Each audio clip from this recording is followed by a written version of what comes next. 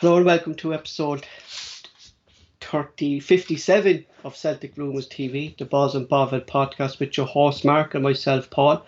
Join us on the show tonight. We have Terence, Ter61, we have John, United Ireland, lads are from our forums, the forum to the podcast, celticrumours.co.uk, where Celtic supporters discuss all things Celtic. On tonight's show, we'll take a look at Celtic's 2-1 victory over Motherwell yesterday. We'll also take a look at the latest news around Celtic. We will discuss Celtic's performance under Ange so far this season, and we have a look at players' performances as well so far this season, areas that still need to improve with the January window coming up in another couple of months. We take a look at the players in the J League that Ange says Celtic might take a look at in January when the transfer window opens. Firstly, though, Mark will do a few shout-outs. Thanks very much, Paul. As I said, thanks everybody for persevering with us while we sort that out. Usual quick shouts out to Richie, Glasgow Green, Tim Alloy, Malika, Bobby Sutherland. I see Rob Roy in the live chat as well. Thanks for coming on, Alex. The curse of the pod struck again, Paul. Miles, Miles that helped us with advice on technical stuff and that. Something fell and hit him in the head, and he ended up in the hospital for 8 days. Jesus Christ. Just be warned, if you come on to this, make sure your life insurance and that's up to date. But that's us. We're up at 506 subs on here now. Brilliant. Thanks very much for all the support on here and on the forum and that. If you haven't subscribed, please do it. Smash the like button and share it about, and like to comment if you know how to. Thanks. Celtic defender Liam Scales has told Irish papers during the international break that he's still getting used to the system, the way Ange plays, and that he still needs to get up to speed with Celtic's pace, and that's why he hasn't been featuring recently with Celtic. Is Chris Sutton right in saying that Celtic fans will be happy if Celtic finish second place in the league table this season? Rumours have been circling last week that Fergal Harkins had agreed to join Celtic as director of football. It now appears that Dominic McKay, who left the club last month after just 72 days as CEO, played a role in the deal collapsing. It has been reported that Celtic were on course to appointing Harkin, only for Dominic McKay stepping in, and it's been said that they had different views on where Celtic wanted to go, which led to a disagreement at board level between Dominic and the Celtic board, and eventually the deal between Harkin broke down and he walked away and decided to stay with Manchester City. I find itself very interesting, Mark, that it was yourself who put this to me last week, that deal was actually done with Harkin, we were led to believe, Mark, and it was Dominic McKay that came in, and supposedly Harkin wasn't happy with his views as well. It seems to be that kind of way, doesn't it, Paul? I think we spoke about it for months, didn't we? About bringing in a director of football, and I don't believe for a minute that there wasn't moves made. The moves would be a good bit down the line to get the position filled. So I think there is something that Harkin was lined because up. The rumours never went away, Mark, with Harkin. They were there all summer. He was at Celtic Park. He was seen at Celtic Park. We heard of meetings between himself and Dermot Desmond as well being talked about. Like, so something did go wrong. And what I'm thinking, Mark, was this the writing on the wall, that because it was kind of too close within the transfer window, we needed players in, and maybe Dermot Desmond and Banker and the board actually saw that Dominic McKay wasn't up for the job back then, and hence that's why they didn't get rid of him immediately, Mark, because of the transfer window was still going on. Well, I think maybe he's proved that he could do the job with negotiating transfers and things like that, Paul, but I think when it came down to looking at the way they were going to move forward, it must have just no measured up to what Dermot Desmond was looking for. It is, But we Mark. said It's it. a strange one as well, though. Sorry, Paul. Sorry, it's kind of strange as well when you kind of piecing everything together. When he said that Gordon Strachan won't be coming kind of nowhere near the club, and then we see Gordon Strachan coming in as a consultant's role. Then, like, you know what I mean? Like, do you think maybe the board kind of didn't see a vision under Dominic McKay? I think that's what it was. Yeah, But that should have been dealt with long ago. yeah. That's obviously been part of the interview processes that I've spoke about what his visions were and what his plans were. I just from what I've heard, Dermot Desmond just wasn't really impressed with Mackay. Um, we'll move on, lads. I think that was kind of the big news, Mark, of Celtic last week when that broke to myself and you that Harkin's deal was done and it collapsing for reasons we actually don't know, but it could be over Dominic McKay. It was said over Dominic McKay, but it's a bit disappointing, Mark, that Celtic were in the process of doing a director of football, and it's something that the fans have been screaming out for. We know Ange is kind of looking at these different views as well. I even you know, Paul, that it would have been somebody brought in even by now. Because even though Ange and that said we would be waiting to the end of the transfer window before we looked at everything else, they'd still have had feelers out trying to get a gauge on people that would be interested in that. And there's not many there, Mark. I think now, Mark, if like you're going through mid-season now, like would Harkin leave Manchester City midway through the season? Like, will Celtic find it hard now to get a director of football in at this time of the season? Well, unless it's going to be like a step up for somebody, Paul, I think it would be hard.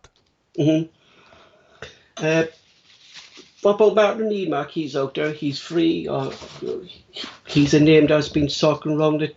Would you be interested in Martin O'Neill maybe coming in? Or would you think it's kind of beyond him, Mark? Is it a bit too old now, Mark? I think his ideas are a wee bit outdated for moving forward, Paul. But I like the idea about, we were talking the other week about getting Martin O'Neill in as chairman. When we spoke about football, Mark making football decisions, and you know, I think it's kind of clear now that maybe Nicholson will be the Celtic CEO. So Ange has already spoke to him about the January transfer window. They said that they're making plans in place. So at least we know that behind the scenes, Mark, there's work being done, you know, for the transfer window. Well, we like to hope so, Mark, isn't it?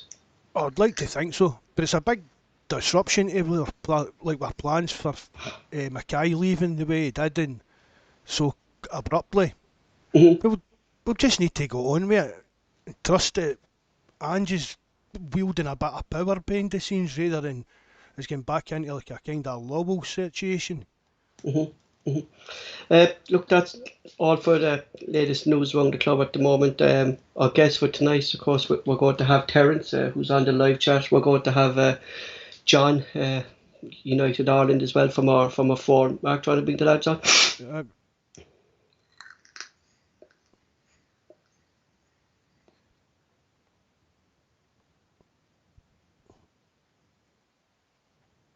And Mikey in the chat. How you doing, Mikey? Good to see you on.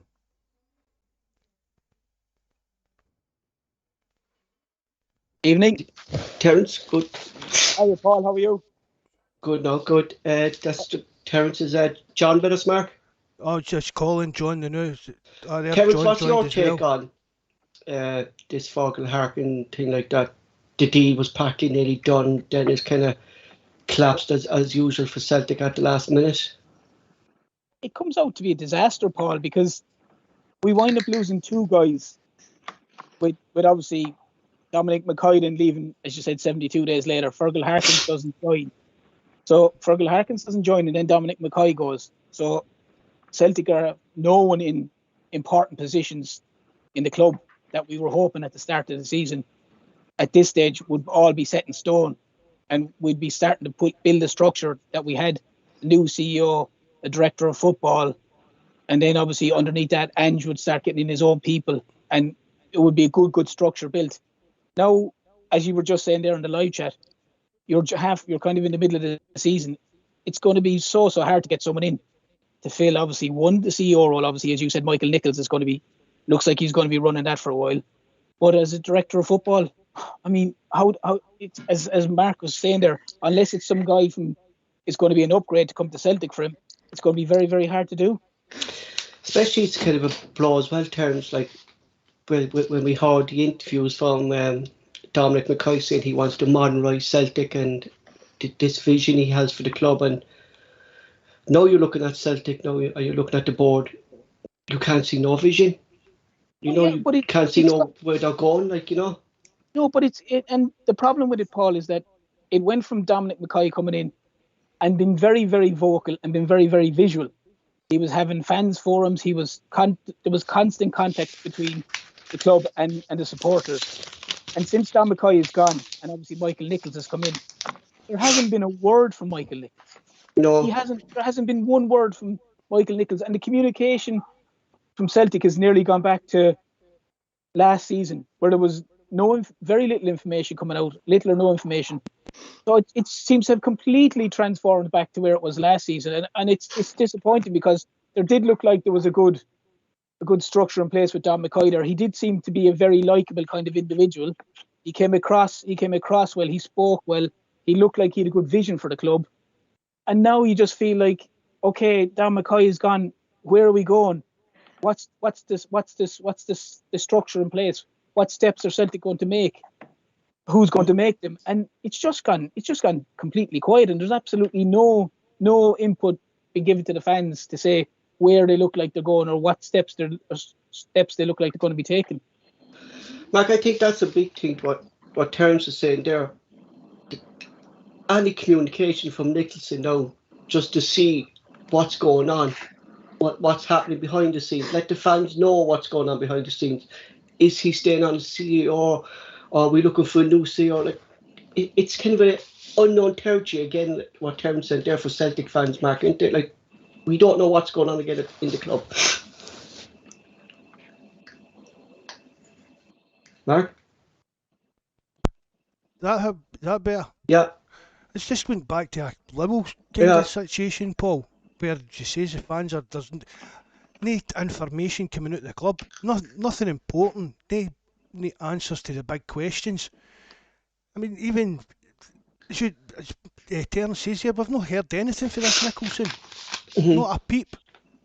Even coming out, I mean, Celtic fans want to know every single detail. We've said that before, and that's never going to happen. But at least come out, and Mackay came out and gave us a kind of vision what he was planning, the way he was planning taking the club, modernising things, and then just nothing for this Nicholson.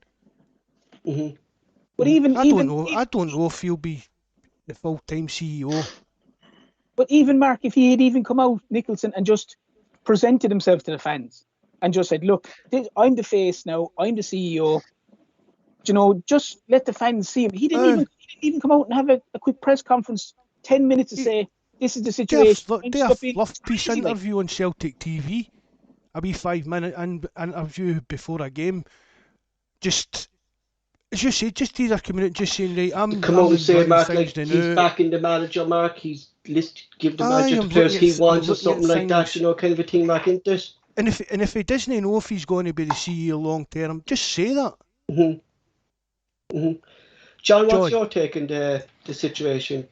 Just what you've been touching on there, I kind of agree with you there. It's just kind of went back to silence and not really hearing it and how we're going to be moving forward in terms of director of football and what the plan is for the club and how we're going to be modernising ourselves and stuff like that. But I noticed, I think I was reading about Ange Day, he says there the international break there, he was sitting down, is it Nicholson, his name is, he was sorting the transfers out for this January coming, so kind of be positive note for that side anyway. But just what you were saying there, I'm kind of in agreement with you as well.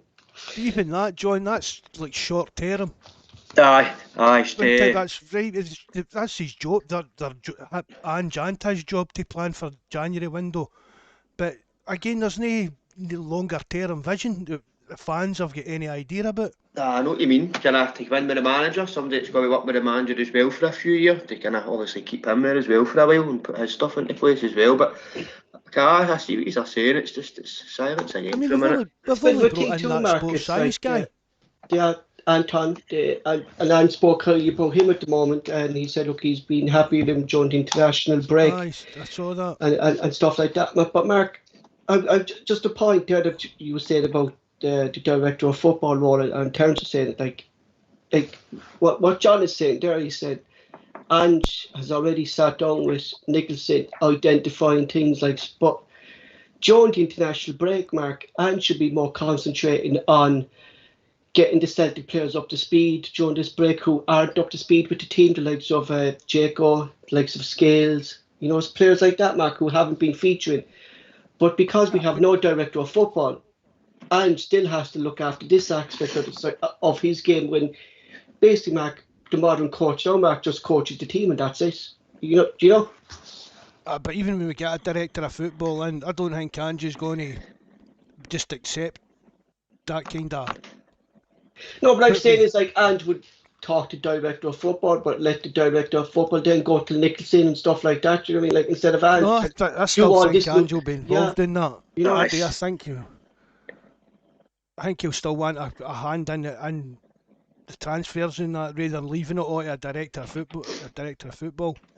Mm-hmm. Look, we move on. I think we can discuss do a whole podcast on the board, but look, we're moving on. We'll talk about yesterday's game. Motherwell 0, Celtic 2. Finished yesterday at Ford Park. Some good performances again by Roderick. Yacht again had a good game. Ralston had a good game. McGuire played well again in midfield. Terence, I come to you first. Was it a good Celtic performance, or what was it? Motherwell, were we just too good for a poor Motherwell team? It's another good away. It's a good away performance, Paul. Something that we struggled on all year so far. I mean, Motherwell were ahead of us in the league, so Motherwell clearly had been playing well. So I mean, it's after the Aberdeen win. It's a tough win after coming back from the international break. So something that we all said before the international break we were worried about, because Celtic couldn't afford to drop any more points. And in fairness, I was surprised with the lineup when it started. I was very shocked to see that Turnbull and Rogic were both in midfield again. I was surprised that Ange went that way. I didn't think it was the right thing to do, but thankfully it proved me wrong. But yeah, look, it was a very solid performance.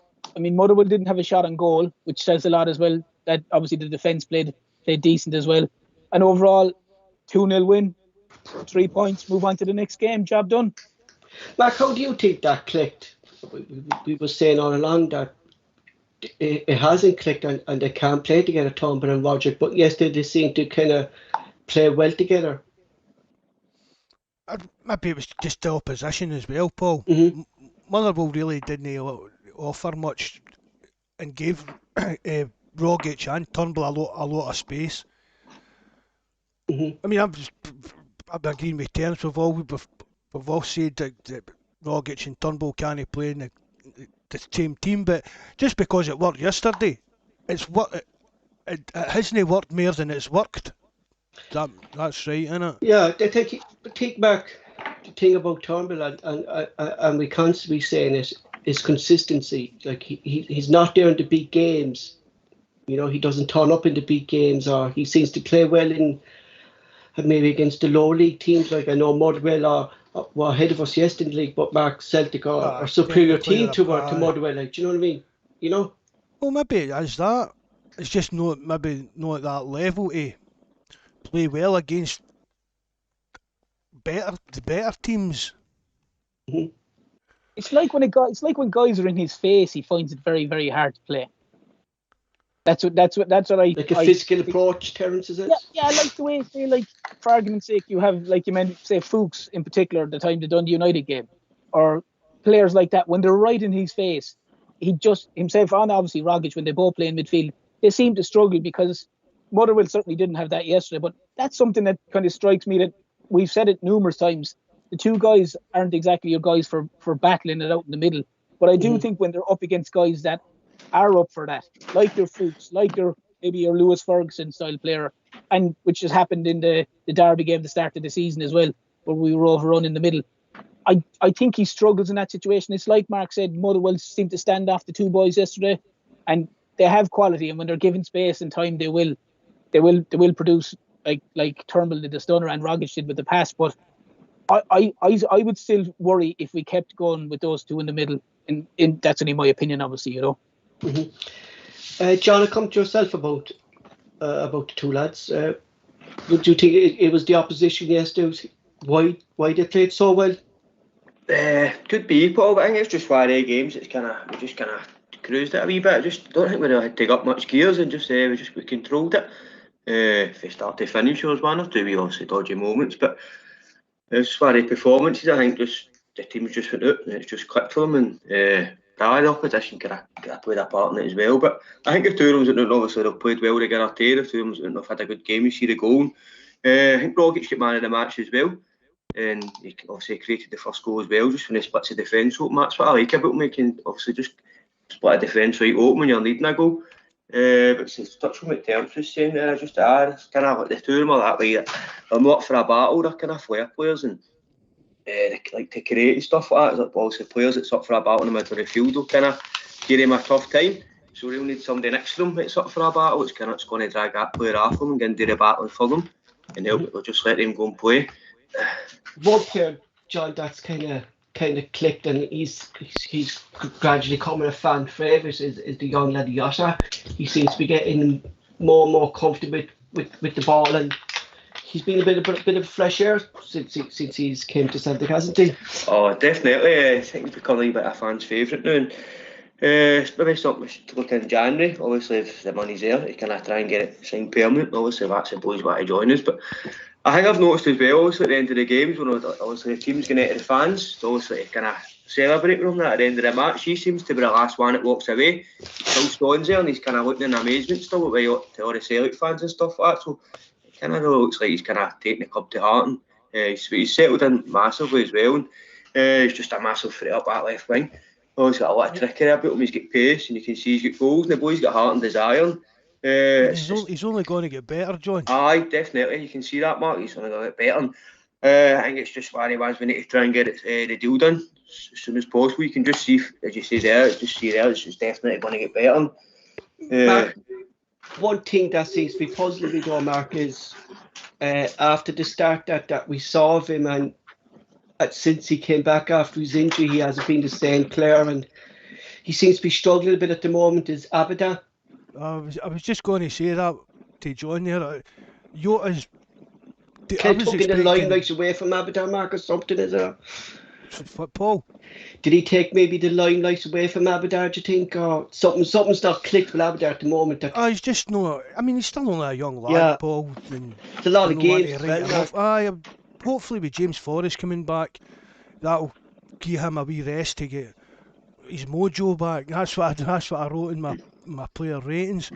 But Yota's having the effect on the team now that I thought Abada was going to have when I saw the first few games of Abada. But he'll come good for us, there's no question about that. But Yota the now he's a star man. 100%. And he's at 6 million. He's a bargain. He'll be a bargain. We'll get if we can sign him, we'll get serious money for him in a few years. Definitely. It's 6 million that the club can afford. Do you know, like considering like players that we've bought over the years that have failed. You know, we paid 9 million for Edward, and for me, Yota's going a more kind of effective player. I mean, we all know what Edward. It was totally different from Dembele and the way he played the game. But Yota would have a lot bigger an effect on the Celtic, on the way we play the game, than I think Edward would have that we spent 9 million on. Terence, do you want to come in? I'd agree with the boys. I mean, the money, that 6 million for Jota it's a no-brainer. Like, I mean, as you said there, Mark, and Paul, we've paid 2 million and 3 million for all these guys. If you pay peanuts, you're going to get monkeys. You know, Jota's quality, and as the lads are saying, 6 million is a no-brainer, and you'll get that money back numerous times over. We've said in a couple, if Jota signs and he keeps playing the way he's playing in a couple of years, they'll get that comfortably back numerous times over. Everything about the lad, and he's really kind of fallen straight into the whole Celtic. You know, he's everything about him. You see him as John was saying there, last off the pitch, going into the crowd. Even I think his parents and his girlfriend were in Aberdeen, with the crowd in Aberdeen. You know, he's really bought into the whole Celtic thing. And I mean, the guy's producing the goods on the pitch. So I mean, I would definitely be the same as the lads. I would hope that Celtic would try and get that deal done. And obviously, the lad looks keen as mustard, so I'm sure he'd stay no problem. And I'd love to see it done. Like, oh, sorry, Terence, on you go. No, you're grand, Mac. I'm done. Oh, what I was going to say was when he first came in, and we'd read about it as well, that it was his final ball was a bit dodgy and his decision making was a bit iffy and that. But see if that wasn't he wouldn't be at Celtic now. He's at Celtic now to learn that next step in his career. I mean, having been your decision making not being up to like Premier League standards or Serie A standards or whatever, that doesn't mean you're a bad player, especially at that age. So I think that's the best about Celtic as well, Mark. Like, we see these players with potential, they're raw talents. We bring them in, we nurture them, and we make the profit. Then that's what Celtic is about at the moment. You know what I mean? That's how we make our money, isn't it? It's working for overall. It's working for us. Mm-hmm. But when you're gambling with it as often as we've done, Bob, we know does affect you then, Mark, yeah. But we know how many millions were wasted on these so-called projects over the years that never amounted to anything. Mm-hmm. But we have been lucky even for your Van Dijks, your Ayer, Dembele, Edward. The list goes on. But there's always one then, Mark, that they don't walk out, isn't there? You know, the likes of Bayu, who recently I heard that is a gent that told him that they don't want him after he just moved to them in the summer, that he's not going to be part of this. I didn't know that. Yeah. But sorry, Mark. One of the biggest ones was that Kouassi. Mm-hmm. I mean, Brendan Rodgers first signing. Next, Scott Brown. Yeah. But the only thing as well, though, Mark, sorry to interrupt you, is that if you look at Edward, you mentioned Edward and Jota. Edward was 9 million plus a sell-on. Jota is 6 million. You know, so they're spending money on a bit of quality rather than your Bio or Kouassi or these guys that are 2 million and hoping that they come good. Celtic were trying to go through a phase of going, we'll pay 2 million for 5 or 6 guys and hope one of them becomes a 20 million, as opposed to the time where they went for Edward, who was 9 million, and to be fair, just grew and grew and grew and grew. And from early doors, you knew he was a classy player. We were lucky to have him, and he was going to progress up and get better and better, and he has. Whereas, as I said, look at Bio. Gent told him good luck after 6 months. So we need to look at it and look carefully and go, the likes of Jota should be a blueprint that Celtic should be going for, not a Bio. Mm-hmm. Talked about classic Ivan Toney there, another example. Yeah. I mean, £6 million went out and we let it slip through our fingers. Talking about classic players, and I bet you all shitted yourself when you saw Joe Hart try that back flick yesterday, and he got unfairness. I tell you, people who say that Joe Hart doesn't have the legs, he can't play football, I think he proved them wrong yesterday, Mark, did he? Oh, I worked. I don't want him doing that too often. It's quite calm and composed, wasn't it, the way he done it? Even the pass out, Charlie, you know, he looked up, he had time, he looked up, he passed it out. He didn't even rush it, didn't he? He just kind of walked, stoked out his time, looked for a pass and just sprayed it out. Somebody's going to catch him out of his area and chip him for beyond distance. You can see it coming at some point in the season.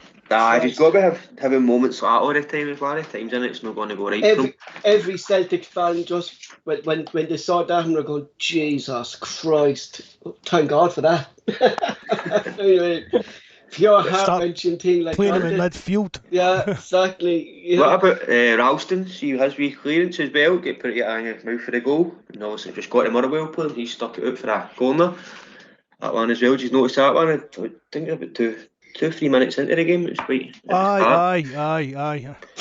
I want to bring up Starfelt as well, Mark. He seems to be kind of grown since kind of Cameron Vickers is kind of came next to him. They seem to kind of gradually, after kind of forming a partnership, the two of them, they seem to get more and more comfortable, the two of them together. It just looks as if he's settled in a bit more, isn't it? He's just, don't get me wrong, he can still have these wee kind of dodgy moments when he's trying to decide what way to pass the ball and things like that, but defensively I think he's showing up solid enough.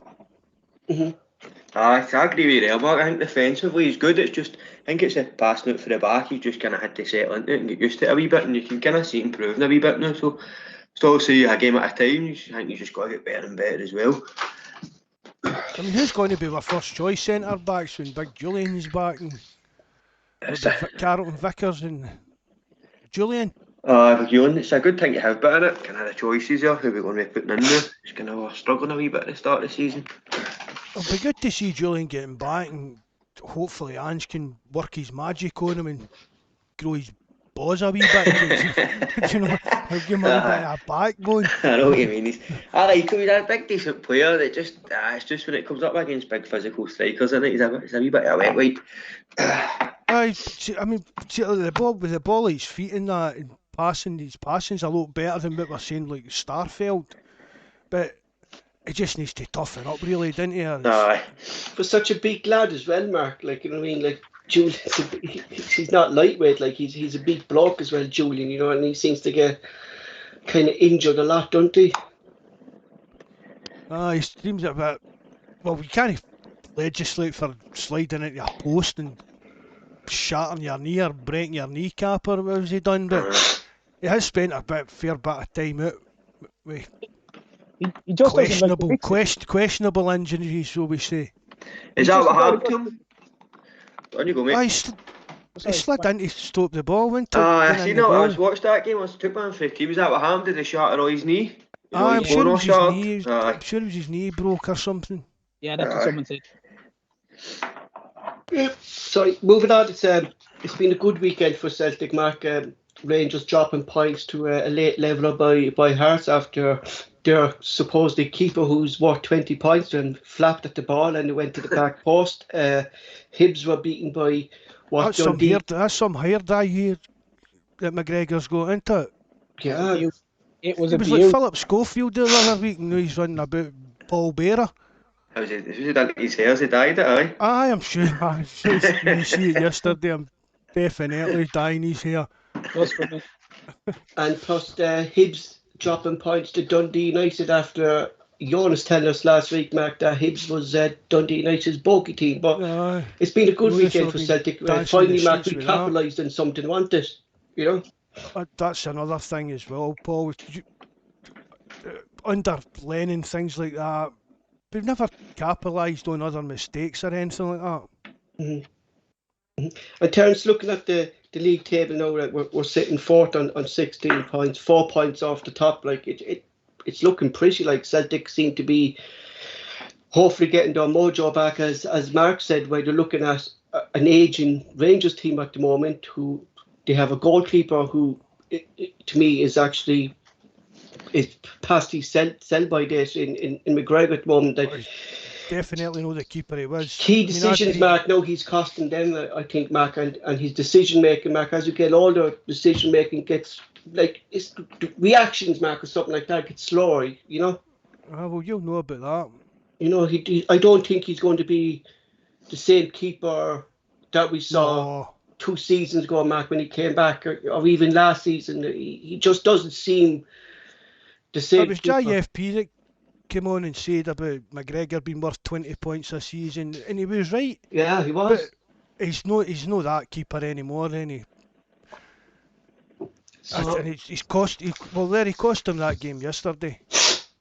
And it was a bad decision, like why he came out of it, I don't know really, like, because there was players there that maybe could have got the ball before him, you know, because I was listening to the commentary that was on Twitter, like, and it was on the Rangers fans TV, and like they were saying, what's McGregor doing? What's he coming out for? What's he doing? You know, What's the goalie doing, Tom? yeah. Remember that? What's the goalie doing? It was like Austin Barker's last season, wasn't it? It was a simple catch, though, Paul. In fairness, it was. I saw just a clip of it, and it was the keeper's ball all day. It was literally inside the 6-yard box, and he just went straight through his hands, and your man tapped it in. But if you haven't seen anything, look at the soccer Saturday thing, and look at the post on Chris Boyd. It's fantastic. Oh. He looks like a bulldog chewing a wasp. It's fantastic. He can't even commentate on it. Like, it's dynamite stuff to look at him like. It's absolute. It's like he swallowed his own sick. That, Paul, did I know? Yeah, it's like he swallowed his own sick or something. But lads, I'm going to go back what Alice saying here, one thing, like, don't write off McGregor, you know, because one thing about Al McGregor, Mark, is when Celtic play Rangers, he does have a good game, you know. Oh, can't say really raises his game for it, but over the years he's cost us. Terence, we're just moving on from yesterday's game, and we just come to player rations before we move on. And I'll start with yourself, and if you want to walk through your list for me. Yeah, I'll try to go through it quick enough now. I thought Joe Hart really didn't have much to do, to be fair, apart from obviously his little bit of magic there. So I will give Joe Hart a 6. I thought Ralston had a good game. Just think he needs to work on the final ball a bit better, but he gets up and down the line brilliant. I give him a 7. Starfelt, I thought he did okay. He was kind of caught once or twice, especially in the first minute or two, as John was saying there, with the ball across the box. Give him a 6.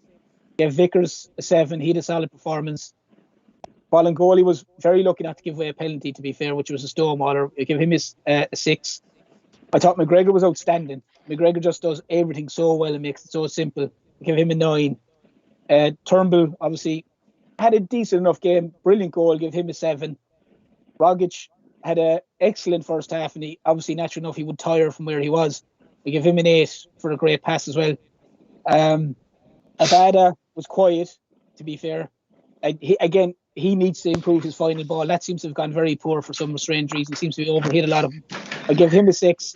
Give Jota a 7. Really took the goal well and played solid. Kyogo was quiet, one of the quieter games I've seen him play, but he still makes the runs. He never stops going, to be fair. So I give him a 7. And then the subs, Jacko did okay when he came on. Give him a 6. Beaton was solid enough. And then Mikey the Muscles Johnson, I didn't really give him anything, to be honest, because he wasn't on for that long. Mark, yourself? Player range, I was just looking a link for that for Alec here. What was it? You said Sky Sports Scotland on Twitter, was it? Yeah, it's absolute. It's golden. It's just golden. Is it Chris Boyd? You talking about Chris Boyd, the video? I've seen that. It's golden. I think you just Google him, obviously, and get it. Mark, someone actually sent it on. Do you know the Discord thing that we have? Oh, is it on there? Right, yeah, it's on there. I'll get a link and send it to Alec later on. Yeah, that's where I saw it. It was on there. Sorry. Join the Discord, Alec. Sorry. Hey, where were we? Back to player ratings. Right, Joe Hart didn't have a save to make all afternoon. That's good, Mark, isn't it? We're not talking about our keeper. That's shown to what we were just saying about our defences is growing in more confidence, because we're starting to see players more regularly playing together, isn't it? But keeping clean sheets. I mean, the second least goals conceded in the league, which is, I'm happy enough with that, considering the goals were scored. Right, Hart didn't have a lot today all afternoon, and a heart in the mouth moment when he showed his dribbling skills. I gave him a 6. Ralston, as usual, showed plenty of energy getting up and down the pitch. He put a few good balls into the box too. One that Jota should have probably scored with. Gave him a 6. Starfelt, I thought he looked solid enough. Seems to be settling in, mate. He's on the team. And saying that, Motherwell really didn't trouble the defence, but he looked comfortable in his position, and maybe needs to be a wee bit more adventurous when he's got the ball.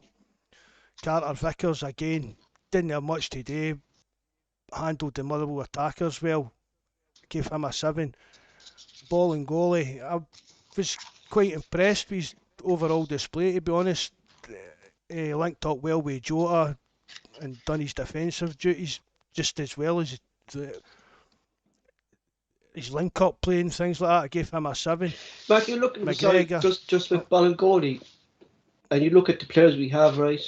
Montgomery clearly had to be taken out of the limelight at the moment because he was kind of making mistakes. He was tiring Picked us. up a note, Paul. Yeah, but he I think anyway, Mark, he should have been taken out because he was making mistakes, and literally Scales isn't up to scratch as we saw when we were doing the start of the show. But Bonagoli seemed the only natural fit who can really fit Ange's system because he has the pace, Mark. He's able to get up and down the wings. You know, it's a bit surprising that he's not in our Europa League squad for Tuesday. You know, does Scales start on Tuesday? Do you think he's the only one? Oh, You know, that's the big question there, like, isn't it? You know? I don't know if I'd throw Scales in. Mm-hmm. Maybe need to do it right enough, Paul. Yeah, just like saying, you know, it's a strange one that he's not in the... Are we boring you? Not at all, boy, yeah, that's the... Not at all. Walk away. Where was it?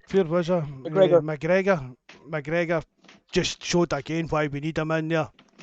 Thought great, just all round performance for him.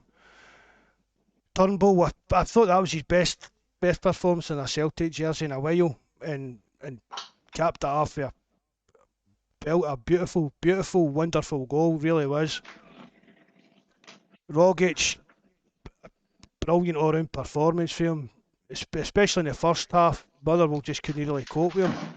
Set up Jota for the opening goal as well. And, well, you could see in the second half he was tiring, but it's understandable with the amount of travelling that he's done. I gave him a man of the match and an 8. Abada, just thought very quiet for him. Just what I said earlier, hopefully before he's due back, he'll get a break and start to get his mojo back. I gave him a 6. Kyogo, one is really quiet game for him. He was still making runs, but it wasn't really working for him. I gave him a 5. Jota, I thought about giving him the man of the match, but I didn't. But he had a great game as well. Just he's always looking to get forward and create stuff. But it's great to see players like that for Celtic. I gave him an 8 as well. Beaton came on to shore up the game and see the win. I gave him a 4. Jacko, he should have scored. He should have took a shot, but he decided to lay it off to Kyogo. So maybe that's just a confidence thing. He didn't feel confident enough to go for that after just coming into the team. But even just the time he was on the park, he showed he's a bit of an upgrade on a Yeti. Mm-hmm. Gave him a 4. And does he fit the system more, Mark, than what the Yeti do? So we always say when the Yeti came in, he kind of slowed it down, or, you know. He moves a lot better, Paul. Mm-hmm. He's kind of he's making runs where he's a Yeti. He's not been shown anything like that. Mm-hmm. Mikey Johnson came on for Kyogo. Didn't make much of an impact. Get injured. Yeah. He didn't get injured, so that's a plus. That's a plus for me. So he got a 4 as well. John, yourself, what? Joe Hart, as he says, didn't really have much today. Well, nothing today, basically. I've got to give him a 6, but for his wee back heel, taking it calmly, I'll give him a wee 6.5. A 6.5? Aye. Starting 0.5. You're starting to get into fractions in that now. Ralston, You've copied these off another site, haven't you? You done it in the pub. You done it in the pub today. I've got the line up here, so I was just kind of going through them and just thinking of the games. But obviously, I was going to just give him a 6, but I'll give him a wee 6.5 for his wee back heel and taking it calmly. That's the only thing he had today, so it gives him a wee extra half a point. Anthony Ralston, just think every time he's on the pitch, he's on the pitch and he's showing a lot of heart and desire. Still a lot of fighting up that wing, and just he puts in a lot of good crosses and that as well. I'll give him a 7 for that. I think Carter Vickers and Starfelt. I think the two of them had a good game. They were comfortable and they kind of never had much to do, but they handled everything well. Get the back line good that day. I'll give it both for them a 7. Ball and Golly played good. I had a decent game in that, but he had a bit of a scary moment with that horn ball. Like now, and it could have been crucial in another time. So I'll give him a 6 for that. But see the horn ball, John. Right, let's to see the Motherwell player horned it first to keep control of the ball, and see when he's horned it, he's flicked it onto his feet to keep control of the ball, and he's kicked up half Bolly's horn. So if VAR's there, then VAR looks at that and goes, well, it's not a penalty because the Motherwell boys horn balled it. They fouled first, they committed foul first. So the refs called it right on top of it. So obviously it should have been a free kick to Celtic, eventing, but it's just obviously seen a horn ball and just let it play. So obviously played it on. It's the same as well with the Dundee United game a few weeks ago. Obviously Starfelt was injured and it's went through to obviously their player to get clean through, and obviously he's been wiped out. So it's just if VAR was brought into that too, VAR would have looked at it and said it's not a penalty. Obviously the Celtic player's been fouled in the build up to it. So obviously it's no penalty, but there's no foul there. Obviously it's a stone ball penalty, but it's the rules in it. The foul's there and it happened. So McGregor, I thought he put in a brilliant shift, and smart to say that, so it shows we need him in there. And, he's crucial to us. So I'll give him an 8. And Big Rogic played brilliant as well. I'll give him an 8. And Tumble as well. He had a brilliant game. It was a wonder goal too. I'll give him a 7. Abad, I thought was just quiet. Didn't hear much from the game. It's just one of the games that passed on by, so I'll give him a 6 for that. Furuhashi, he makes the runs and that, and he's obviously a nuisance and stuff, but I think he was dead quiet yesterday. And, quite unusual for him. I'll give him a 6. And Jota, just the star man of the team just now, and obviously took his goal in that too, took it well. I'll give him an 8.5. Jesus. All in all, it was a good weekend for Celtic, dropping points. We're sitting 4th in the league on 16 points. We're looking at it so far, Mark. Just before the international break, there was people complaining about Celtic's attitude. They were complaining about Ange and his systems and stuff like that. What has been your impression, Mark, since Ange came in? Now that the players are back, are we starting to see the effects of what Ange can do after him spending more time with the team during the international break? I just think you're seeing a bit more consistency, Paul, for even the players. I mean, like Rogic, Turnbull. If they're not playing well, we need to have other options, and we're really we're still missing James Forrest, McCarthy, Julian. I mean, people are saying, "Oh, who do we need to sign in January?" But we've still got, for me, that's 3 players immediately that will improve the quality of your squad. And they're 3 senior players as well, Mark. Like they're not young lads. They're coming in. These are lads who will bring expertise to the game. With the young lads that we have Welch, Montgomery, like Julian could slot in there as well. Like we're not dependent on maybe young Welch coming in. McCarthy's been there and done it, and down in England for years, and James Forrest been there and done it with Celtic for years. So it's a lot of experience to bring in, and that helps these young players settle. What is it with McCarthy? Is it just a fitness thing with me? It seems to be. I don't know if even he's got that long COVID or anything. He's not going to be back anyway till November. He's not going to be back this month anyway, was what I was reading today. I don't think we're going to see Julian this month either. I think it'll be they spent the international break there doing, what was it they called it, intense training. Mm-hmm. So it must just be.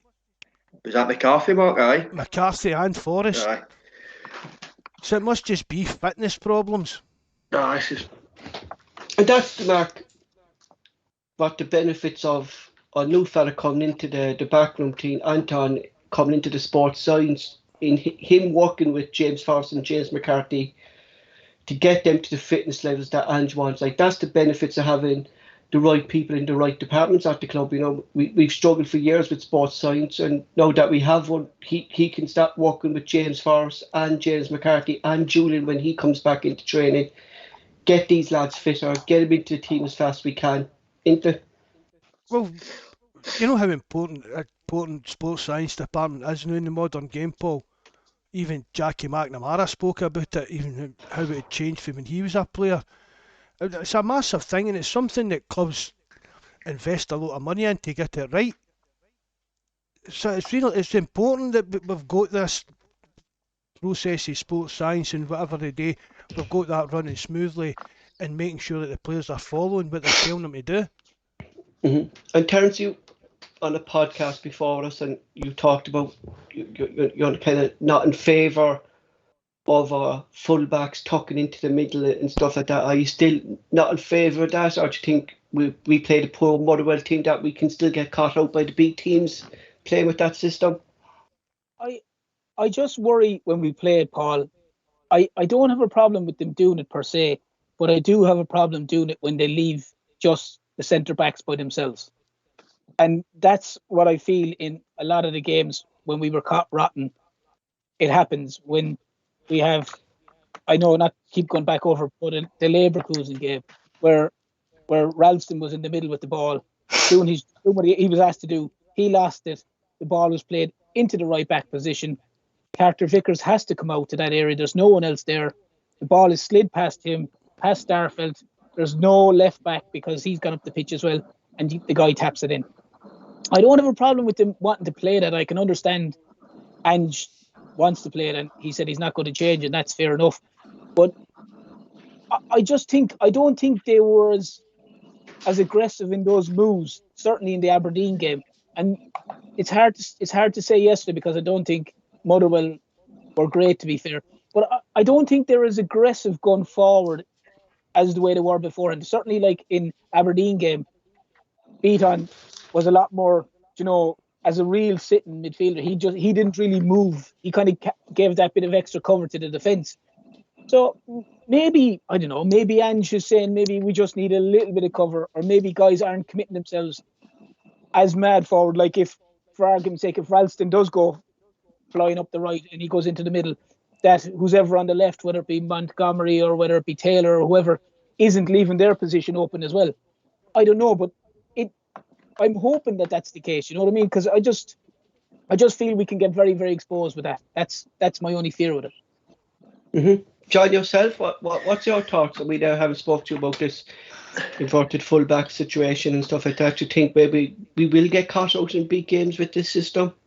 100%. If you're going to be caught up against a better opposition than ourselves, and obviously we've got that attacking threat and players that can expose that, it can be quite dangerous. So you've got to kind of have that bit of defensive awareness about you and kind of try and pull your fullbacks a wee bit more back a bit into the defensive kind of position. But I think Ryan just came out and says in it, he's not going to change it. Maybe if he can maybe drum it into the team that way where it just comes natural to them. Whereas when they're cutting into the middle of the park, they're just naturally bobbing back up to that obviously fullback position once we're obviously under attack. But it can be risky, Paul, and it's obviously I trust Ange in his system and stuff, but maybe sometimes he's going to have to tweak it, I think, especially in Europe when you come up against better opposition. Matt, just go on what Terence was saying there in the Aberdeen game. He brought in Beaton, and this is Beaton's natural position, defensive midfielder mark. He stays there and stuff like that. So if Ange is playing the inverted full backs role, right, do we actually need a player like Beaton to be in there that's able to pass the ball and do the cover at the same time to let Ralston and we say Montgomery or Bowley to come to these positions, that he's there to cover them? Is that what we're still lacking, that we don't have that kind of player in our squad? Or are we hoping that McCarthy gets fitter and he slots in there? Oh, well, maybe that's what it is. It's missing, Paul. Mm-hmm. Because I'm not a great fan of this inverted fullbacks thing that's going on. But we looked at it, right? Just like when I was looking at it, Mark, and when I was looking at Ange's system in the J League, and there's one player that I scouted who Ange signed specifically for Yokohama to fit this system, and it's a system that when Ange bought this player, the whole Signed system for who? clicked. He signed for Yokohama. who? He signed for That yeah. John Lennon's wife. Yeah. Oh no. But the system clicked then, Mark, just for one player. So I still think we're maybe lacking one player away for all of Ange's system to click, you know. But I 3 years ago, when this kind of defensive midfielder role became popular, kind of that was what their job was. They sat in front of the defence, and as when the fullbacks pushed up, this defensive midfielder covered their positions. mhm. So I don't. Well, but is Beaton quick enough to do it? Is McCarthy quick enough to That's do it. that? Like especially Mark with how high press Ange wants us to press. Like I mean, you're always going to get caught at the back, like Ange, and you need someone like you said there. Is Beaton going to be? Is he going to have like we saw Mark when Beaton played there centre back? He didn't have the legs when he was caught up positions. He gave away 3 free kicks. He got sent off. Beaton mightn't be the player to do that position because if he's going to get caught up, Mark, he's going to give away a free kick or he's going to get booked. Like that's the chance you're taking really with Beaton, isn't this? The lack of pace. But, I mean, he is good at reading the game. Mm-hmm. That was even. I mean, we've said it. He should never have been playing at centre back. Fair dues for one game as a stopgap, but no consistently. Mm-hmm. And part of what made him a good player for us before that was the way that he could read the game. You think that Mark Beaton picking out a pass or anything like that? Like I mean, like he can't pass the ball. Like and that's what he gives it. But Cal McGregor isn't that type of player, Mark. Like I know we were playing Motherwell yesterday. Cal McGregor playing a great shift and stuff like that, but he's not that type of player, Mark. That's going to do the covering, is he? No, I've said it before. Cal McGregor for me should be like playing the box to box role, backing up the defensive midfielder and backing up the attacking midfielder. You're taking away a lot of McGregor's qualities though by putting him as a holding midfielder. Like I mean, Callum McGregor's best attributes are bombing up the field. He's got an eye for a pass. He's got an eye for a goal. And I think Ange playing him in the holding midfield role is taking away a lot of his attributes and a lot of his qualities for Celtic and going forward. And I don't know. Totally agree with that. You know, I mean, I think if Ange is going to play the system and he wants to play the system, and again, that's fine. I just would like to see a defensive midfielder in there, whether it be Beaton or obviously if McCarthy is up to speed, McCarthy and then McGregor and then i.e. Turnbull or Rogic, like we said numerous times in the year. And what I'd like to see as well is if they do want to play the inverted fullback, if the ball's at the left and it's Montgomery or Taylor or Bowley and they're coming inside, fine. But Ralston should sit. I don't see a reason why Ralston needs to get into the middle of midfield as well, if that's what they're doing. But see, that's the whole point of Ange's system, Terence. Ange wants to kind of overcrowd the midfield area, to control that area, and that's hence why Ralston and Bonagoni kind of push up together, that they overcrowd the midfield, that they win that midfield battle. But then the downside to that is you're weakening your defence because you only have the likes of Starfelt and Cameron Vickers back who will get caught for pace up against a speedy. Well, you're not going to get caught with Morales, but Jesus Christ, he's put on the weight. And I saw him yesterday, so he's not going to outrun him. But if you had someone else, did you see his miss as well? Shocking.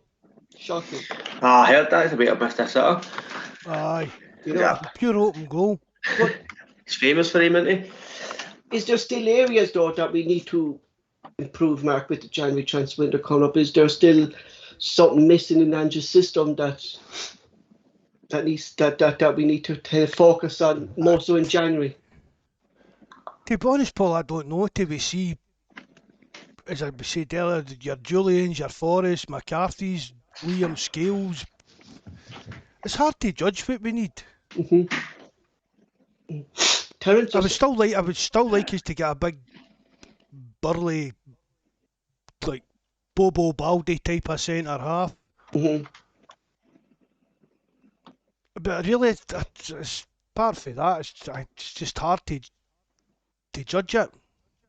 It seems as John, go on. I was saying it kind of seems as if it's kind of starting to fall into place a wee bit, obviously in terms of the positions and stuff. People's kind of settling into them, and you kind of see it starting to mould together a wee bit. Obviously, it's kind of, as Matt was saying there, it's kind of hard to figure out now where you need to kind of fill gaps, but it kind of seems to be working a wee bit more.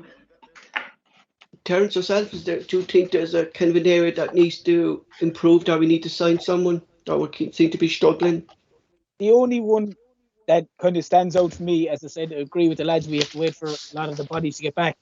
But if, say, McCarthy and Sarah seems to have kind of fallen off the face of the earth in regards to Ange's plans. But if there was that situation where McCarthy wasn't able to get back, I would look at trying to sign a defensive midfielder in that position. And two guys for me that would stand out in the SPL without going too far would have been Lewis Ferguson would be one, and I've said it numerous times here. Or the other lad, I thought, you man, if I have his name pronunciation wrong now, you man Fuchs, the Dundee United fella. I think he's a serious. Mikey spoke about him to me a few months ago, and I've been keeping an eye on him. I think that would be a great signing for Celtic. I think he's out of contract next summer. Yeah, I think either of those two guys, and obviously if you've said that, Mark, that your man Fuchs is out of contract, I'm sure he'd jump at the opportunity to come. I mean, he was very impressive in the game in Parkhead. You know what I mean? I thought and there. I would have said he was man of the match. See, like from a neutral point of view, I'd have had Fuchs as man of the match in that game. And it's just the energy as well he has, Mark. Like he'd be a player, Mark, who would fit Ange's system because of his energy. Like he's a player who kind of doesn't stop. He gets up the top of the field. He's at the back line making tackles. It's a player that would suit Ange's system as well, isn't he, folks? Oh, definitely. You see, Paul, he never seems to stop. No. He's got a good wee build to him as well. He's quite strong too. He's got a wee set of shoulders on him.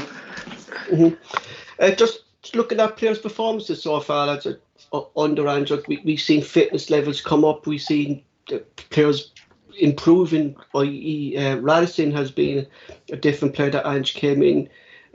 What players have stood out for you so far this season, Mark? Players, big name players that we've missing. We've seen how badly we missed Cal McGregor when he was injured and stuff like that. Is there any kind of standout players for yourselves? I think Jota's got to be in there. Kyogo as well. Just for the way he started his career was. Which just says improvement in players that were there, Paul. Even look at Rogic. Mm-hmm. I mean, Mark, you look at last season. Tim wrote off. If last season, Mark, if Rogic went away in international duty, you're guaranteed he'd come back with an injury or he's not fit to play. Now, after 2 international breaks, we saw Rogic coming straight into the start lineup when we thought he'd need a rest. Like, that's down to fitness levels that Rogic knows that he needs to improve himself under Ange as well, isn't it? You know?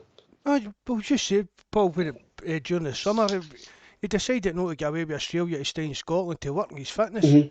And even his leaner, Mark, into his face and his body and stuff like that, like, isn't he?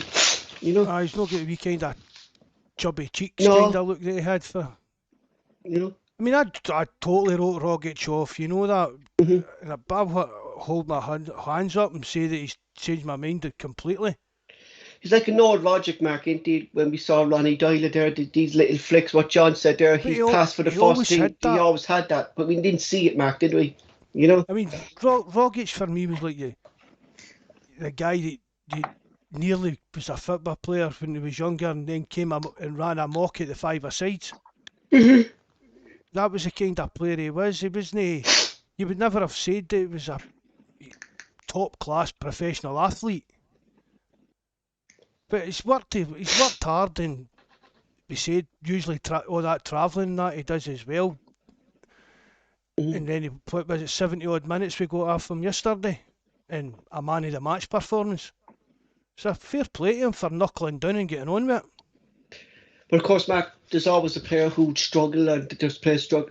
Any players who have been struggling with Ange's system, I know we spoke about Taylor. Do you think he's still kind of the only one who kind of is struggling with Ange's system at the moment?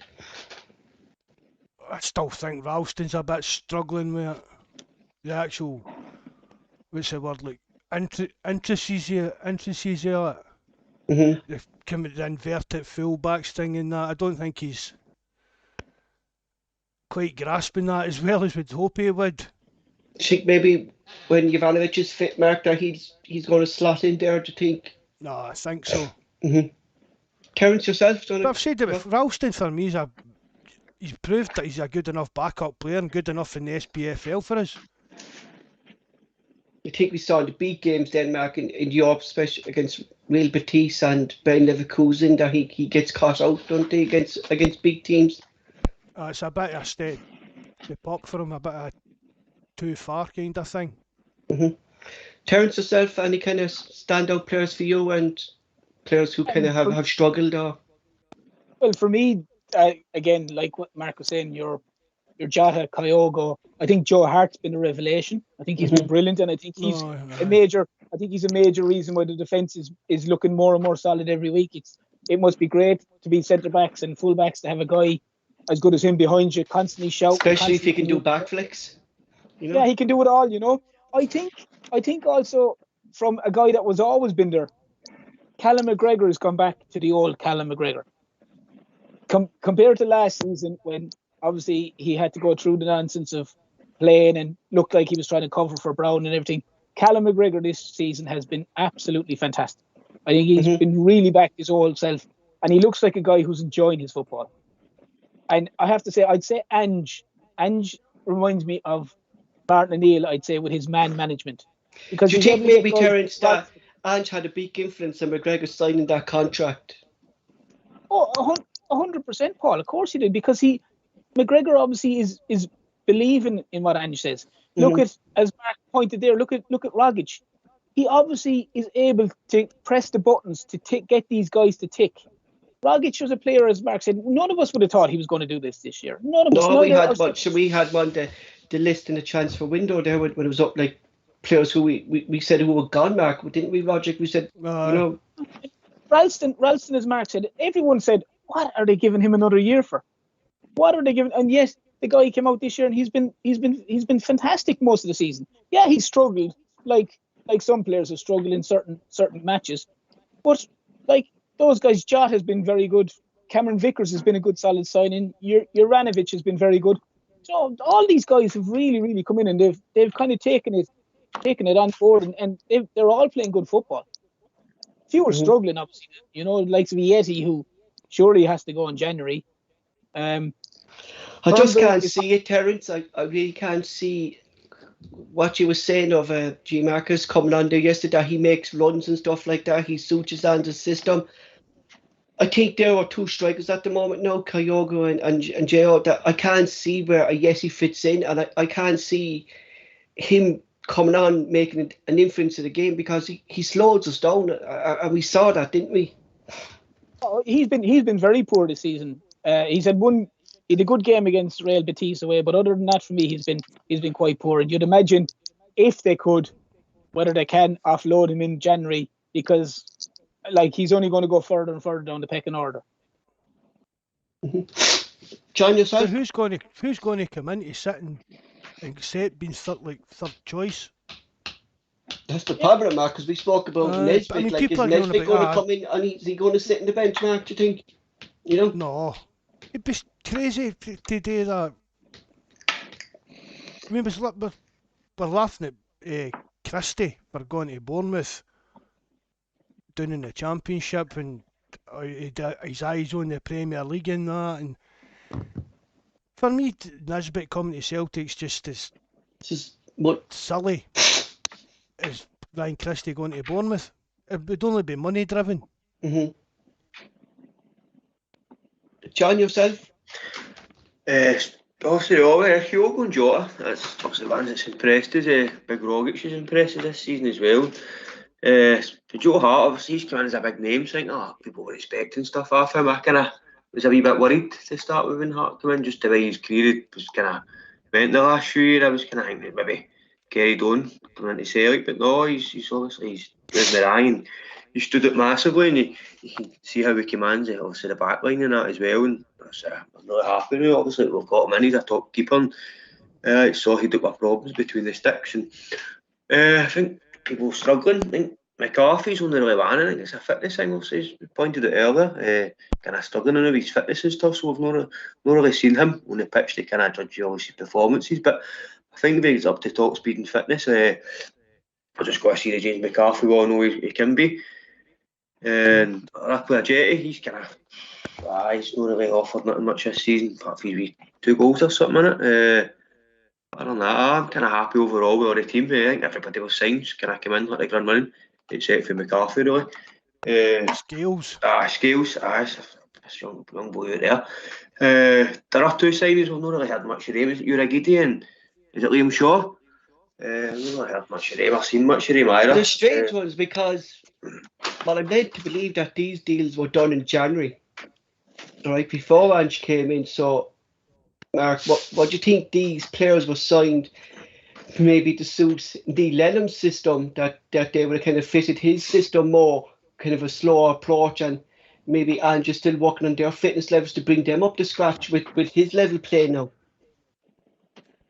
I don't know, Paul, because I mean, Scales had been playing every week, playing in Europe, playing every league game for Shamrock Rovers, wasn't it? So there's no way that he wasn't fit enough. He said he's fit, but he said So he's getting.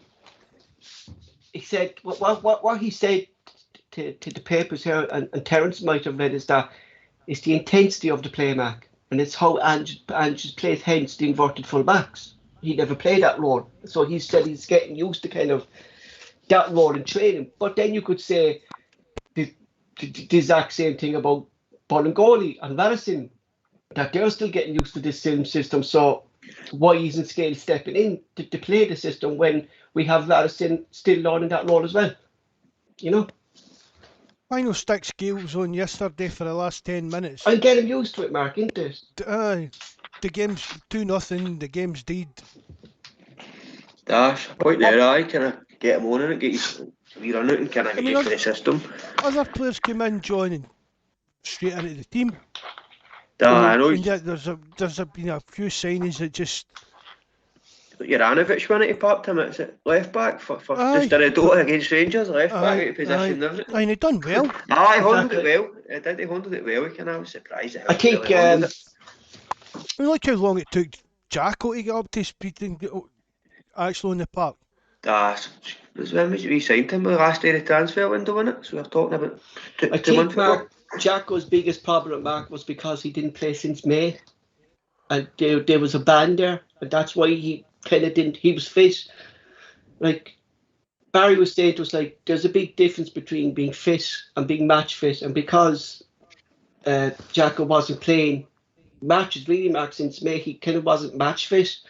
So I can understand him kind of getting up to speed with Ange, but going back to what you're saying about Scales and stuff like that, it's really puzzling, you know, when he was playing week in and week out, and not just in the League of Ireland. Like this fella was playing in Europa League games for Shamrock Rovers, playing against big teams in Europe as well. Like, so, like, I can't see why he wasn't match fit. You know, he's only a young lad as well, Paul. You know, going back to the players who I think who made a big influence, for me, the one player I have to stand out is Joe Hart, because what we had last season, we played 3 keepers. None of them looked comfortable when we saw him on the team sheet. Would it be Bain in goal one week? Barkas might be there next. Hazard might have been there.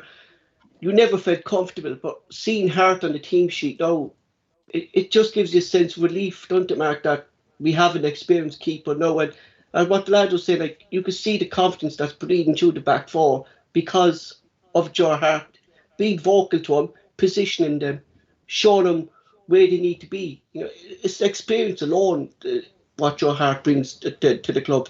You know, even stepping in as captain, Mark, there when Cal McGregor was injured, the captaincy went to Joe Hart. He's only been in the club for a month, 2 months, and he's getting the captain's armband. That shows just how highly regarded he is at the club at the moment, don't they? No, we've spoken about that when we signed him, Paul. What he brings to that side of things with his experience. Again, he's another one that's been there, done it at the top level for playing with England for years. And you can imagine Joe Hart's just walked into the Celtic changing room and it's just been a smooth process. Do you know what I mean? He's been in changing rooms with some of the biggest players in the world. Mm-hmm. So Like, he's not coming into any. Mark, we must have been. Ange must have saw we were at a dire stage in the goalkeeping position when we signed Joe Hart, and he gave his interview at Celtic Park, and he was getting on a plane to fly out to Midtjylland to join up with the Celtic team to play that game against Midtjylland. Do you know what I mean? Ange must have saw straight away, like, we're in a bad way in our goalkeeper position here, aren't we? You know? But it's good to have that type of players. Yeah. Paul. You know? He's worked in a personality, and as I've said as well, Paul, see when you're going up against opposition, Joe Hart is still a big name. Oh, without doubt. I can't remember what game it was as well. Some player was chasing him about the park at the end of the game to get his jersey off him. Mm-hmm. I mean, Jose Mourinho said the that best keeper in Joe England, Hart's how was he not number one, yeah? And he still says no, it, yeah. and he tried to take him out of Italy with him to be the number 2. Mm-hmm. And Hart decided to come to Celtic. So he's wanting to play football, and he's at one of the biggest clubs in the world, and he seems content, and he's playing against somebody. Well, he didn't have a safety maker that yesterday, but he's getting back to his best. Confidence, Mark, is coming back. It's like watching Joe Hart. Like that, he's getting. You could say, mate. Well, maybe know I'm that, wrong, Paul. mate. Confidence is a Maybe big... Mark, during his time at Man City and stuff like that, did he fall out in love with the game or something like that? Hence his confidence went down. He made mistakes at West Ham when he went to West Ham, and his stock went down. But we saw it before, Mark, with players like Scott Sinclair, who their careers went dead down, and they came up to Scotland and they became heroes. We can see the exact same thing happen with Joe Hart here, can't we? Oh, definitely. You know? I mean, what age is he now? He's 34, I think, Joe Hart. 34, yeah. 34, I mean, we've still got another 2, maybe 3 years out of Joe Hart. Mm-hmm. That's a 3-year contract he signed, in it, so he kind of sees himself here probably. See when we signed him, right, we've spoke about it, we always like to get all these projects in, and they're going to be here for a few years, make us millions. I think it's an area, Mark, where you can't sign a project, though, isn't it? No, see in future, Celtic should just look at guys like Joe Hart. See guys that are in their, like, top level goalkeepers are maybe sitting at number 2 in their club now. Mm-hmm. Invite them to come up to Celtic and be number 1 for us when they're in their 32, 33. Exactly. It's twice that now it's worked out. Like Craig Gordon, he came up and he was like 31 or something in it. Kind of offered him a number 1 spot, and he's done his career running. He's a fantastic keeper for us. We go to spend money on a young keeper, and he's absolutely rotten at Barkis. Spot on, John. Moving on, with the transfer window coming less than 2 months away, Ange has come out again saying that Celtic will be looking at the J League for players. He said he spoke to Nicholson about transfer targets. Mark, with Ange's expertise, are we fools not to look at the J League, do you think? So, say that again, Paul. With Ange's expertise in the J League, are Celtic fools not to take Ange's advice here and look at this J League for players, considering what we've signed in Carew? No, I think if Ange wants a player for the J League, he'll know that they're capable of doing a job out here. Mm-hmm. So it would be silly not to tap into his knowledge of that market. Mm-hmm. Terence, yourself? Yeah, exactly like that. I mean, he won't need anyone to do any scouting for him. He'll know exactly who he's looking at long before anyone else will. As I said, he's been there, he's done it, he has the t-shirts, he knows the good guys there. He knows the guys, as Mark is saying, that can do the job for him. If he needs a centre back, if he needs a right back, if he needs a centre forward, I'm sure Ange has already eyed the potential guys that he's looking for and looking at and seeing if they're available. And if he thinks he needs them, I'm sure he'll do everything in his power to get them in. Mm-hmm. So when I was looking at the players, the one player I mentioned there just before we were talking about areas is where Beeson was pissing. This fella is a defensive midfielder. He's 27. It's Kida. Under Ange, he was called the pivot. the player who stayed behind the attacking midfielder. Keita was Ange's man, who passed the ball from the defence to the midfield at a fast tempo in which Ange plays. He never moved forward. He just stayed behind around in the centre circle in the opposition play. So he was able to get that if the attacking defensive players like Ralston or Belangori pushed up, he was there behind them. He was the one who would spot the danger. That's what we're and looking he was for, the one. isn't it? He was the one, Denmark, who would press. When Celtic lose the ball in the opposition half, he was the one who pressed. Before Ange signed him, Yokohama were conceding 26 goals. When he signed him, that dropped down to 12 goals. So he's now, problem is he's now captain of Yokohama. Age-wise, 27, Mark. Will Celtic go for a 27-year-old? I don't know. Considering where our transfers have gone the last couple of years, we were speaking about projects and stuff like that. Will the Celtic board back Ange and go for Keita?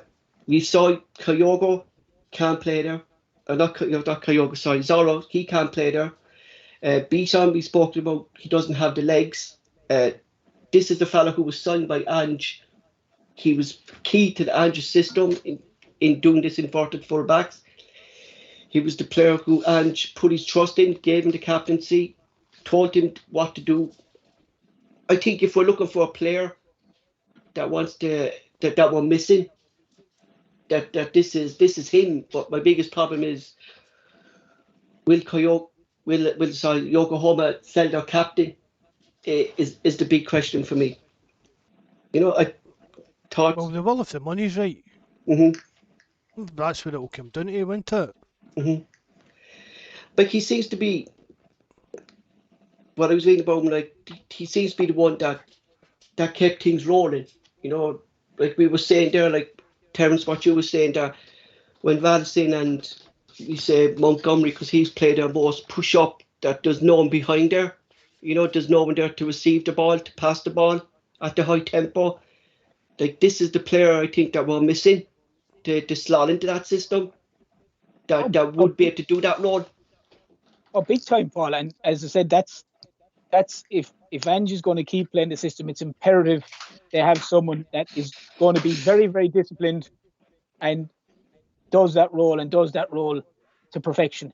Now, I'm not comparing anything, but you look at, say, probably the best guy in the world at it, Kante. You look at the way he does it for Chelsea, and it's phenomenal. If you take him out of that team, exactly, it's not the same when Jorginho fits in there, Terence. It's not the same system. He does the ugly stuff. He does the stuff.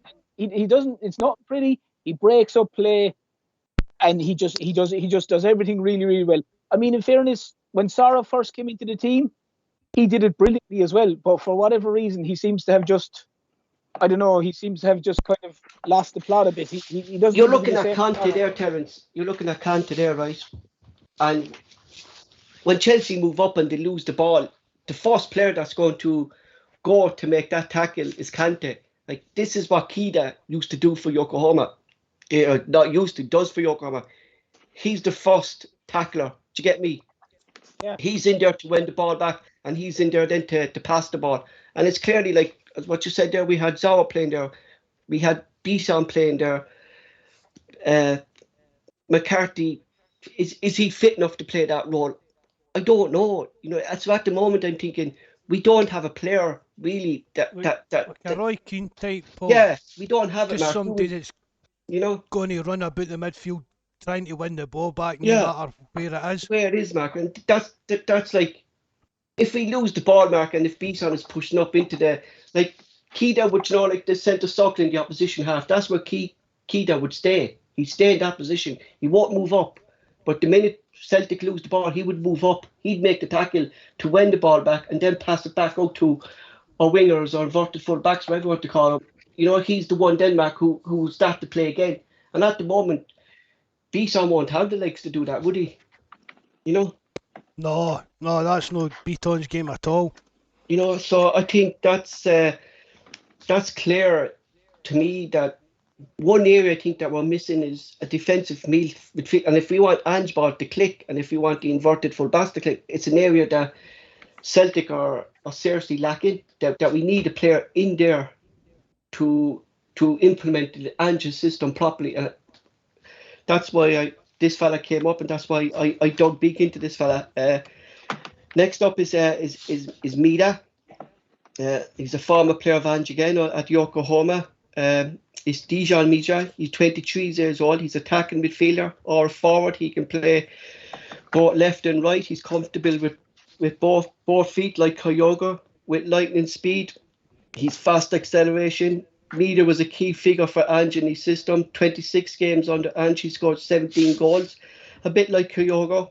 Mida also likes to move around the front three, doesn't like to stay in one position, likes to move into space, likes dribbling. Scores a goal every 36 minutes, provides assist every 727 minutes. He's a fast player. I've looked him up on YouTube, Mark, and you think Kyogo... Assist every what?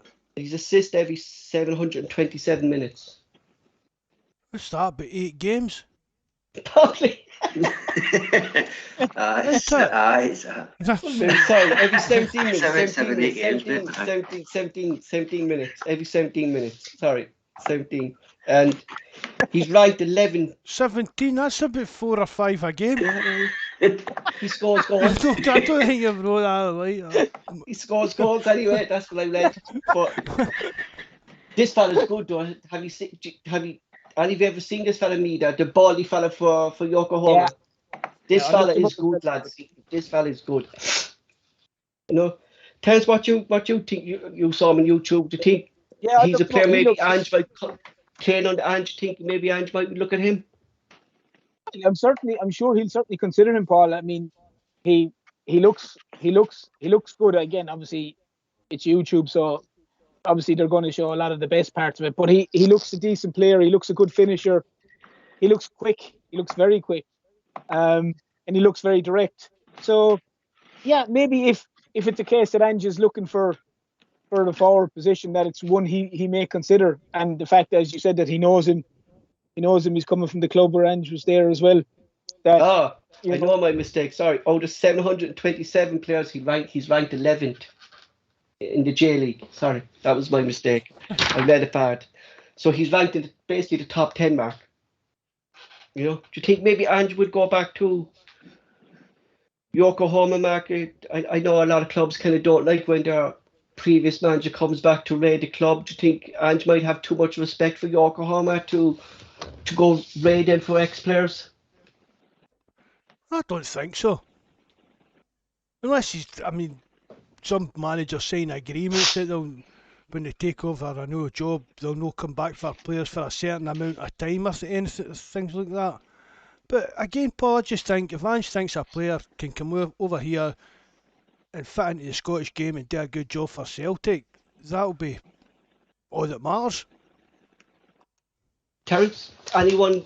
I know you were looking at the list as well as me. Any players for you who stood out in the J League? The only other guy that seemed to stand out was a guy called Kayuchi, and he's a 24-year-old. He's a centre back. He's 6'2". He scored something like 3 or 4 goals from something that we haven't done, from corners. He's supposed to be very, very solid. He looks and appears very similar to, remember the Man City guy we were linked at the start of the season? He went to Schalke. I'm not sure of his name now, but he was the centre back as well. We tried to get him on loan, I think, from Man City, but he went to Schalke this season. He looks like he's a lot of attributes that Ange likes, in the sense that he's quick, he's young, he's obviously good defensively minded. So maybe that's the possibility if Ange is looking at centre backs. But again, as the lads were saying there, it depends if Julian's back and Welsh is there. It may not be a position that Celtic are looking at, Mark, do you think maybe Miles is saying Kento Masoa? Did you come across him at all? No, I didn't, but I'm afraid I didn't. Which guy? Kento Maseo, Misao. Miles is talking about him in the live chat there. No, I was only just thinking of the guy that went from Man City to Schalke. I can't think his name. I know we were apparently trying to get him. Is it defensive midfielder? He is at Marcel. That's Atakuru. Yeah, that's Antlers he plays for. Mark, do you think maybe some of these players maybe from the J League, and considering how physical Scottish football is, that if we were going in for defensive midfielders and if we were going in for centre backs from the J League, will they be able to, like we saw Julian struggle against the physical side of Scottish football? I mean, do you think maybe physical wise it could be a risk going to the J League? Well, again, Paul, it's just down to Angel know if players will be able to handle that side of the game. Mm-hmm. But I mean, Kyogo's come in and done it. We spoke about it before, the difference in like Mikey Johnson and Jota. If you look at them with their tops on, they look the exact same. But probably without their tops on, Jota's kind of chiselled. Mm-hmm. So you can still be wee but be strong. Mm-hmm. What about yourself, Terence? Do you think maybe? He's wee and strong as well. Thanks very much. Oh, I get it. All right, Sqaud. Oh.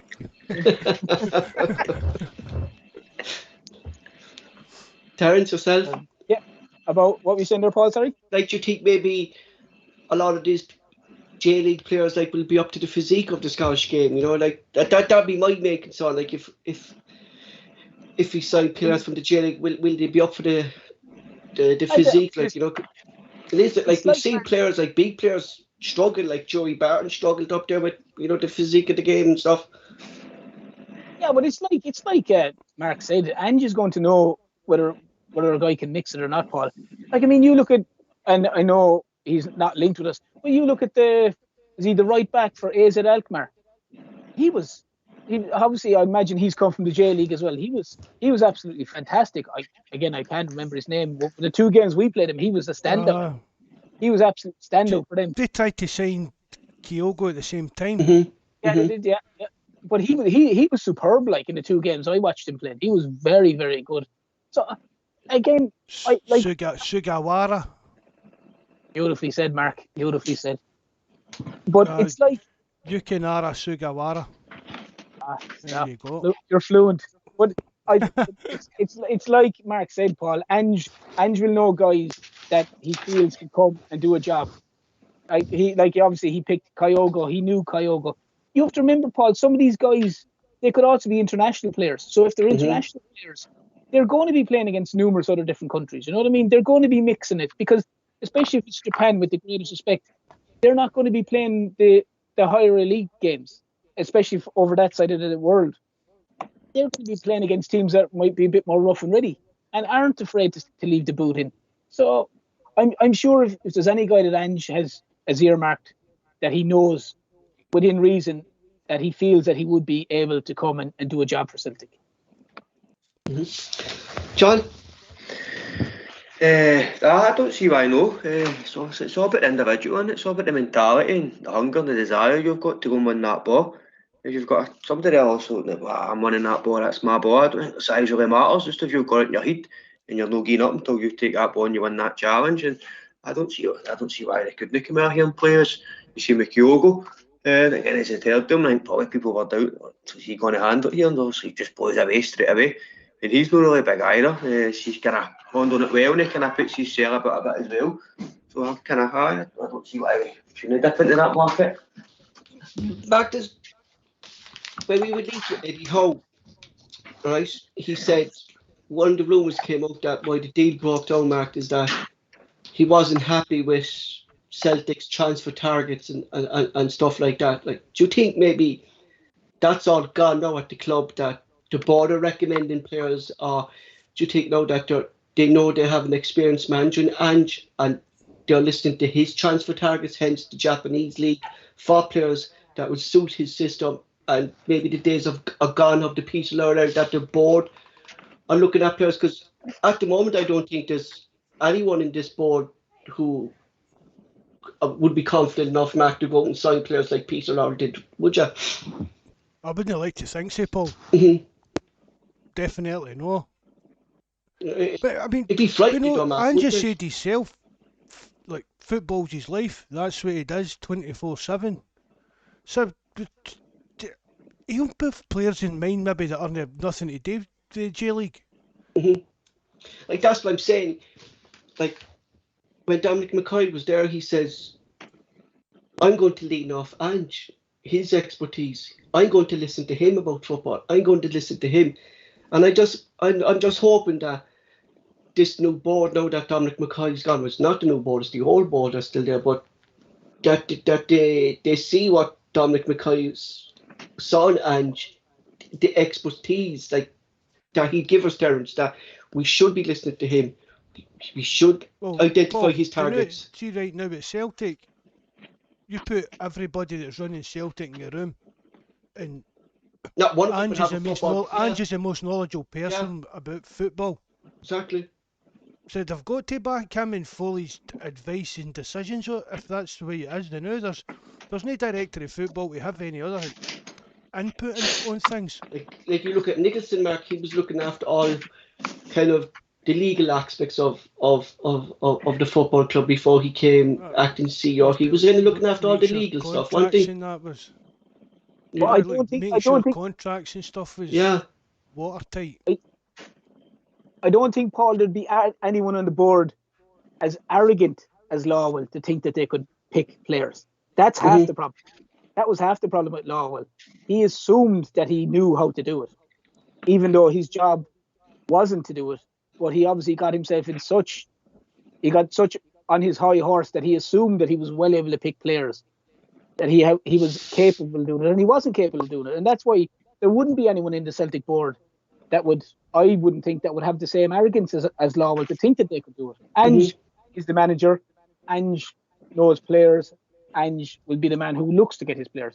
The board are there to support Ange, not do what Lawwell used to do, which was basically say pick players. He had no qualification to do that job, but he believed in it. He believed he was capable of doing it, and he wasn't in a lot of cases. Lawwell's biggest mistake was getting rid of John Park. John Park, yeah. I mean, never replaced the Greeny, Mark. Park was like a director of football, Mark, kind of really, wasn't he? Like chief really scout, was. like kind of that role, like, didn't he? You know. But I mean, Park needs a lot of dodgy. Just we've spoke about the kind of players we signed. It was a bit of a waste of money. All these players at $2 million on the hope that they were good, but he brought in a lot of good players as well. And we'll all get rid of him again. There was no actual football person having an input in it, so that's when it went tits up. That's why I think, Mark, that's an arrogance on Lawwell's side of it, to think that he can do a job that there's a very qualified man ahead of him to do, and he gets rid of him and he thinks he can do his job. That was a major problem. You get that impression. You do feel if Flo walked into the room, it was his room. Everybody listened to what Lowell had to say. He was the main man, I think, wasn't it? Yeah. I think his arrogance, like self-confidence, probably kind of overpowered guys like Ian Bankier. And it was just a case of, right, we'll just let Peter go on with this. Peter Lawler, Mark, if you don't agree with him, you're out the door kind of a thing, is it? I don't even think they tried to disagree with him. Yeah. I mean, can you imagine Ian Bankier turning around and saying to Lowell, oh, wait a minute, Peter, I don't think that's the right way to go. Peter will say, aye, right, fine. And then go and do it anyway. Exactly. John? See, we are talking about, obviously, John Parks, obviously, and Peter Lawwell. I was reading a thing about last week, obviously. Parks came out and he's done an interview and stuff like that, and he was kind of defending Peter Lawwell, saying he never gave him any constraints or anything when he was making signings. I never asked him about the price. He never asked about the prices of players and things. Never asked him to go and balance the books and stuff, and he basically just, the player's good enough, we went and paid the money and stuff like that. I remember reading that last week, I just went and found it there. As it basically says, he's kind of strange when like he comes up and said that, like considering Denmark how Peter Lawler got rid of him, like, do you know what I mean? You know, That's strange. It's just Maybe I don't know if there was maybe a wee bit of falling out or something behind the scenes with them, but they seem to. I mean, they did work well. yeah, and it's like never kind of. I know we brought in Hammond Mark, but he never really had the impact that John Park had at Celtic. You know, so we never really replaced Park. So we didn't. You know. We replaced them with job titles and that, Yeah. Paul, but I don't think we ever gave them like the kind of power that John Park did, or the kind of level of say so that he had, or influence they had with Peter Lowell. Mm-hmm. That's it for tonight, lads. If Terence or John want to add anything before we go, Terence yourself. No, not really. Just obviously thanks for coming on. The only thing I would like to say, sorry, I meant to go back to this. I feel so sorry for Liam Scales that a dope like Stephen Kenny took him 6,500 miles across the other side of the world and didn't even include him in the squad and didn't play him in the Qatar game. Why not leave the guy at Celtic to get up to speed and train with Celtic? I think Stephen Kenny's a dope for doing that. But that's, do you know what, Terence? It's going back to what I've been saying years for the League of Ireland football. No way would have Liam Scales got called up to that Irish team if he was still with Shamrock Rovers. No, I agree with you, but why take him? I know. Why take him over there? And he didn't even get a game. He didn't even get a game against Qatar. Like, we're not going to just leave him at Celtic. Like myself and Mark, when he's saying that, like that, during the international break, like Ange will have more time working on these players, the likes of J.O., you know, Mark, maybe your Heedy, Shaw, Young, Moffat, they would have all came in just to build up the squad. He would have been better off with Mark to get up to speed. Like, yeah, you know, it's like some of these, you know, international friendlies or stuff like that. Like, if the manager knows they're not going to be involved in any friendly, like, he should let you go back to your club, or do you know what I mean? Like, it's pointless, really, isn't it? But we talk about young players and their pathways and things like that. So maybe Scales is learning for the experience he's been away for his international team's first squad. True.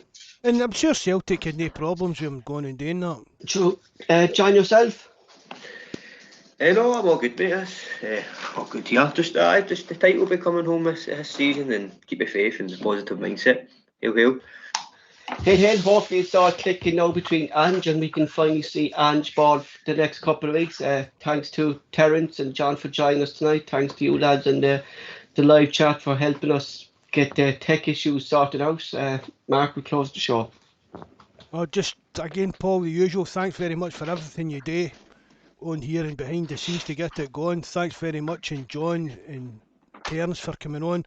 All the lads in the live chat, and as I said, persevering with the mic issues. Hopefully we'll get that sorted out proper for the next show. Even with a bust knee, Mark, huh? Paul's been through the wars again.